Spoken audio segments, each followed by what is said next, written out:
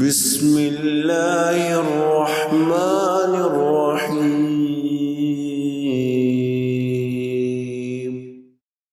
عرب روایت کے مطابق ایک شخص نے حاتم الطائی سے سوال کیا، کیا سخاوت اور فیاضی میں تم نے کسی کو اپنے آپ سے بڑھ کر پایا؟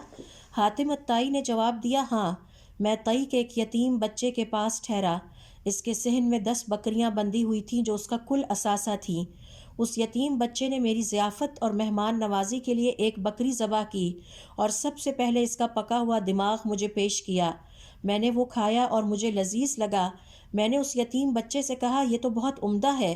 وہ بچہ گیا اور ایک کے بعد ایک جانور ذبح کر کے مجھے اس کے دماغ پکا کر لا کر پیش کیے۔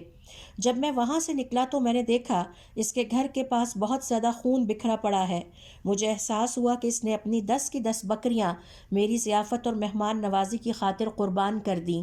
میں نے اس یتیم بچے سے سوال کیا، تم نے ایسا کیوں کیا؟